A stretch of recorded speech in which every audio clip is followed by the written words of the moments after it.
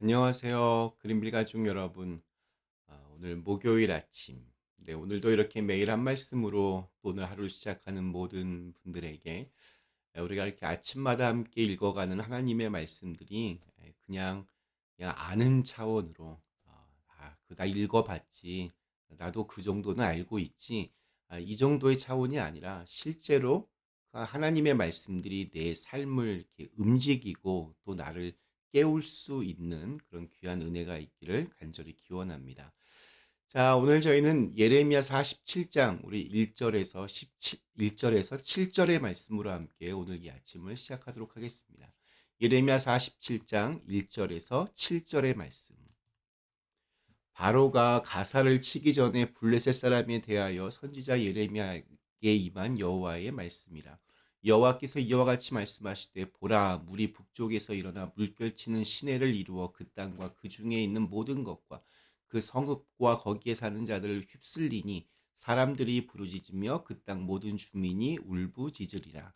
군마의 발굽 소리와 달리는 병거 바퀴가 진동하는 소리 때문에 아버지의 손맥이 풀려서 자기의 자녀를 돌보지 못하리니 이는 블레셋 사람을 유린하시며 두로와 시돈에 남아있는 바도와 줄자를 다 끊어버리시는 날이 올 것임이라.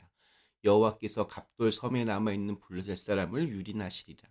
가사는 대머리가 되었고 아스글론과 그들에게 남아있는 평지가 잠잠하게 되었나니 네가 내 몸 베기를 어느 때까지 하겠느냐. 오호라 여호와의 칼이여, 네가 언제까지 쉬지 않겠느냐. 네 칼집에 들어가서 가만히 쉴지어다. 여호와께서 이와 같이 명령하셨은즉 어떻게 잠잠하며 쉬겠느냐. 아스글론과 해변을 치려하여 그가 정하셨느니라 하니라. 아멘. 네, 우리 오늘 읽은 말씀에는 블레셋의 심판에 대한 예언이 기록되어 있습니다.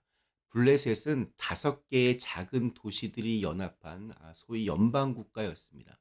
오늘 말씀에 등장하는 도시들 아스돗, 가드, 또 아스글론, 가사, 에글론이 이 블레셋을 이루는 도시들입니다. 이스라엘이 가나안을 정복하고 정착한 이후부터 끊임없이 이 둘은 부딪히며 살았습니다. 이 갈등은 오늘날까지도 이어지고 있습니다. 우리 팔레스타인 말 들어보셨죠? 이 팔레스타인이라고 하는 말이 곧 블레셋입니다. 그러니까 이스라엘과 블레셋은 오늘날까지 원수처럼 사는 이웃 나라입니다. 뭐 우리로 굳이 따지면 한국과 일본 정도 되지 않을까 싶습니다. 자, 아무튼 자, 그렇다면 블레셋의 심판이 임하는 이유가 무엇일까요? 그 이유를 찾는 것이 오늘 우리가 말씀을 묵상하는 아주 중요한 핵심이 될 것 같습니다. 두 가지의 이유를 좀 생각해 봤습니다. 하나는 성경에 근거한 이유이고 또 다른 하나는 저의 지극히 개인적인 생각, 뭐 요즘 말로 뇌피셜이라고 하는데 그러한 제 개인적인 생각에 의한 이유입니다. 먼저 성경에 보면 블레셋이 심판을 받게 되는 이유를 자신의 힘을 믿는 것에 두고 있는 것 같습니다. 우리 개역개정 말씀에는 없지만 표준세 번역에는 5절에 안악이라고 하는 이름이 나옵니다. 가사는 슬픔에 겨워 머리털을 밀고 아스글로는 말문이 막힌다. 안악에 살아남은 자들아, 너희가 언제까지 몸에 상처를 내며 통곡하려느냐. 이 안악 자손은 민수기에 보면 힘이 세고 아주 키가 큰 민족으로 묘사되는 소위 거인족이었습니다. 대표적인 인물 골리앗입니다. 그는 블레셋의 장수로 아낙 자손의 후손으로 그렇게 추정이 됩니다. 그의 모습을 보면 블레셋 사람들의 어떤 생각들을 우리가 엿볼 수 있습니다. 불, 이, 그 골리앗은 자신의 신체적인 조건과 능력을 절대적으로 믿었습니다. 그것이 그의 무기였습니다. 자기의 힘으로 모든 것을 해결할 수 있다라고 그렇게 믿었습니다. 그러다 보니 좀 무자비하고 잔인할 수밖에 없었습니다. 언제나 자신의 능력을 동원하고 자신의 힘으로 해결하려고 하면 수단과 방법을 가리지 않게 됩니다. 그래서 다윗과 골리앗의 싸움은 우리에게 참 많은 것을 생각하게 해줍니다. 하나는 거인이고 하나는 아주 작은 소년이었습니다. 그런데 결과는 소년이 이깁니다. 중요한 것은 이 골리앗은 큰 자신의 힘을 믿은 것이었고, 또 이 다윗은 자기는 비록 어린 소년에 불과하지만 큰 하나님의 힘을 믿은 것의 싸움이었다는 것을 우리가 알고 있습니다. 블레셋은 이렇게 자신의 힘을 믿은 결과로 심판대 앞에 섭니다. 간혹 우리는 자신에게 주어진 일이 마치 내가 잘해서 그래서 이게 다 되는 줄로 착각할 때가 간혹 있습니다. 내가 잘해서 이루어진 것이라고 믿고, 그래서 하나님과 상관없이도 이 모든 일들이 다 잘 되는 것으로 생각합니다. 신앙은 떨어지고 믿음은 없어도 일은 그냥 합니다. 그러고도 일이 돌아가니 잘하는 줄 압니다. 그러나 하나님께서 만물을 다스리라고 우리에게 말씀하실 때는 우리의 능력이 이 온 세상을 다스릴 만한 힘이 있어서 맡기신 것이 아닙니다.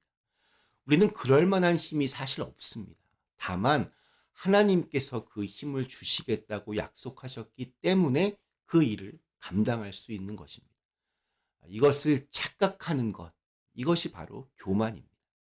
내 힘으로 세상이 움직여진다고 착각하는 것이 바로 큰 교만입니다. 그리고 그것은 심판의 대상이 되었습니다. 이것이 성경에 근거한 블레셋의 심판 이유입니다. 그 다음으로 제 개인적인 블레셋의 심판의 이유는 이렇습니다. 그냥 전적으로 그냥 개인적인 생각입니다.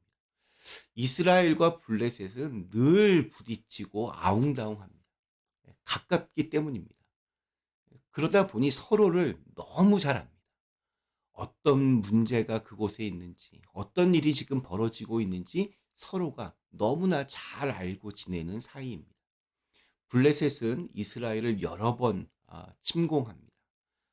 그런데 놀랍게도 블레셋이 이스라엘을 공격할 때는 이스라엘이 하나님으로부터 떠나 있을 때였습니다. 블레셋은 이스라엘이 가장 약할 때를 정말 잘 알아서 그때 공격을 하는데, 그때가 이스라엘이 하나님을 떠나 있을 때 너무나 잘 알고 있는 겁니다. 블레셋은 이스라엘의 그 힘이 하나님께로부터 온다는 사실을 너무나도 잘 알았던 것입니다.